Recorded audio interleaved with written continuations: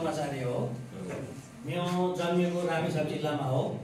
रामेछाप जिल्लाको साउटार बजार भन्ने ठाउँमा, जो अहिले रामेछाप नगरपालिका वडा नम्बर 3 मा पर्छ। म भाइ बहिनीहरू जस्तै त्यही साउटार स्कुलमा पढेको, 16 वर्षको उमेरसम्म, र त्यहाँबाट म एसएलसी गरेर घरबाट हिँडेको होइन नि। त्यसपछि चाहिँ घर नजिकै त हो, तर म सधैँ जान सक्दिनँ। भाइहरू बहिनीहरू जस्तै मेरो उमेर हुँदाखेरि म के गरी सोच्थेँ, मेरो त्यो बारेमा एकदम सुन्ने, बोल्ने, जान्ने इच्छा हुँदाहुँदै पनि मलाई भन्ने मान्छे हुन्थेन। त्यो म रियलाइज गर्छु अहिले, म सम्झिन्छु त्यो मेरो दिनहरू, जुन दिन कुराहरू हुन्थ्यो मनमा। खास गरी धेरै कुराहरूमध्ये के कुरा हुन्थ्यो भने, जब यो उमेर 14-15 वर्षको उमेर आउँछ, त्यसपछि मनभित्र एक किसिमको द्वन्द्व हुन्छ। दुई किसिमको द्वन्द्व, 2-3 किसिमको द्वन्द्व। एउटा द्वन्द्व, मेरो शरीर पहिलेको भन्दा किन यसरी विकास भइरहेको छ भन्ने द्वन्द्व, अनि यो कसरी भयो होला भन्ने प्रश्न। अर्को, मैले सोच्ने तरिका पहिले भन्दा अलिकति फरक भएर गएको छ।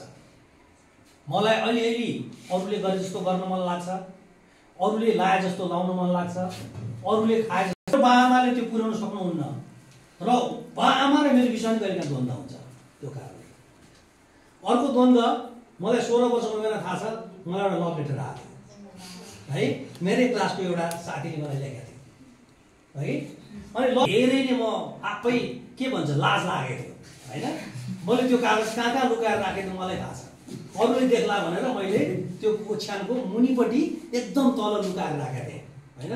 त्यो पछिसम्म पनि त्यो मसँग, म अझै पनि मेरो घरमा होला। म साउटार घरमा गएर खोजेँ भने एउटा बाकस छ त्यहाँ, त्यसमा गएर खोजेँ भने त्यो चिठी अहिले पनि होला। भनेको मैले उदाहरण दिएको के हो भने, त्यो यस्तो टाइम हो जो प्रकृतिले ल्याउँछ। त्यो तपाईँले नलिए भनेर पनि ल्याउन तपाईँले रोक्न सक्नुहुन्न, नआओस् भनेर पनि तपाईँले रोक्न सक्नुहुन्न। त्यो समय आउँछ, तर त्यो समय गुज्रिन्छ पनि, त्यो समय बित्छ पनि। बित्यो नि त मेरो समय त होइन, त्यो समय बित्यो नि त। तर त्यो बित्दै जाँदाखेरि अब अहिलेको उमेर आउँदाखेरि चाहिँ के भने, त्यो बेलामा त्यस्तो हुन्थ्यो रहेछ भने, र मैले त्यो बारेमा कुरा गर्न पाइनँ भने, अब आउने भाइ बहिनीहरूलाई त्यो कुरा त सुनाउनु पर्यो नि हामीले।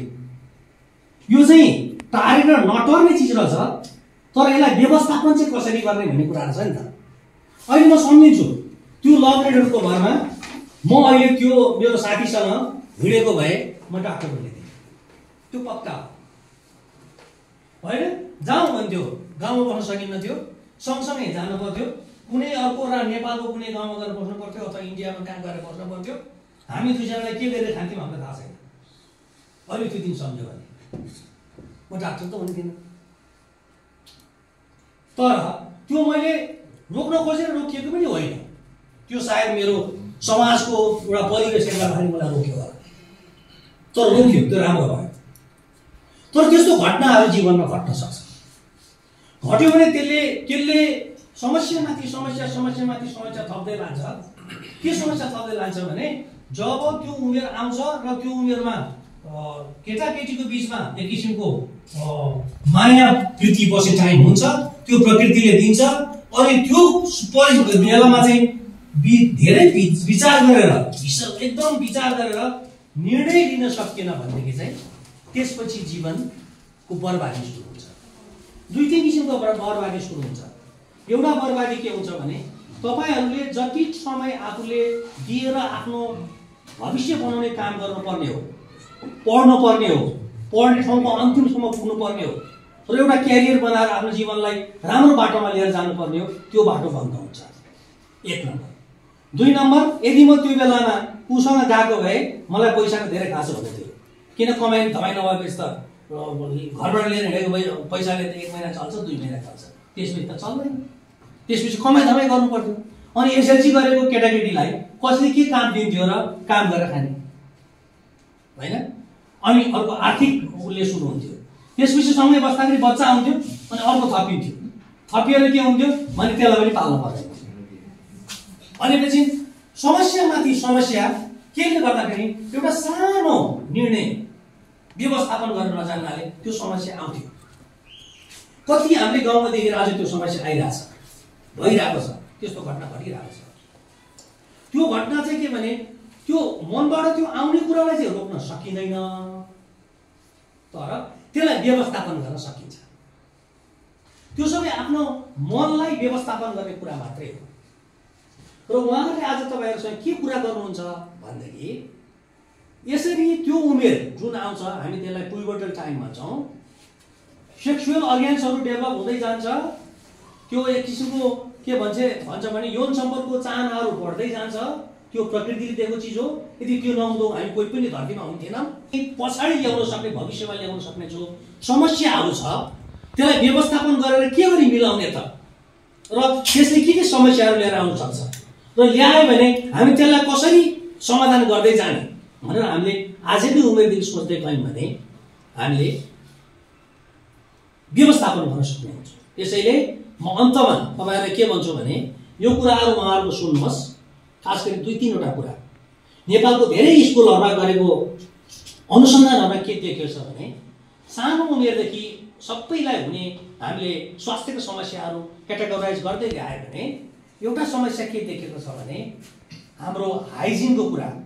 हामीले खाना खान अगाडि हात धुने, खाना खाइसकेपछि हात धुने कुरा, बिहान बेलुका यो दाँत माझ्नुपर्ने कुरा, खाना खाइसकेपछि सानो सानो कुरा हेर्दाखेरि होइन। त्यसपछि धेरै गुलियो चिजहरू खान साथै दाँत माझ्ने कुरा, त्यसपछि टोयलेट जान साथ राम्रोसँग हात धुने कुरा, यो चाहिँ अलिक सानो उमेरदेखि अलिकति बिचको उमेरसम्म हुन्छ। त्योभन्दा माथि गइसकेपछि 2-3 समस्याहरू आउँछ। एउटा स्वास्थ्य समस्याहरू आउँछ, अलिकति द्वन्द्वको कारणले गर्दाखेरि मनको समस्या आउँछ। त्यो हामी मेन्टल हेल्थ प्रब्लम भन्छौँ त्यसलाई। के द्वन्द्व आउँछ भनेदेखि आफ्नै परिवार बिचमा, आफ्नै बाआमासँग पनि एक किसिमको द्वन्द्व सुरु हुन्छ। के भने बाहिरको परिस्थिति हेऱ्यो, बाहिरको परिस्थिति हेर्दाखेरि एकदम हाई फाई छ, राम्रो के भन्छ एकदम महँगो मोबाइल चलेर आएको छ साथीहरूले, आफूलाई पनि त्यही चाहिएको छ, राम्रो कपडा लगाएको छ, आफूलाई पनि त्यही चाहिएको छ, तर सबैको उस्तै खालको बाआमाको आर्थिक अवस्था हुँदैन। त्यसले एउटा द्वन्द्व ल्याउँछ।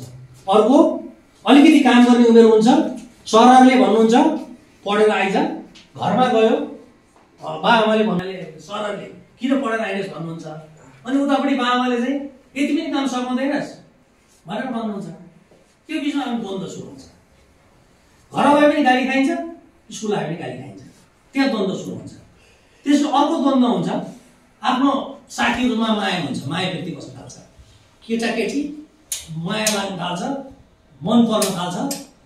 के समस्याहरू आउन सक्छ एउटा महत्त्वपूर्ण कुराहरू गर्नुहुन्छ।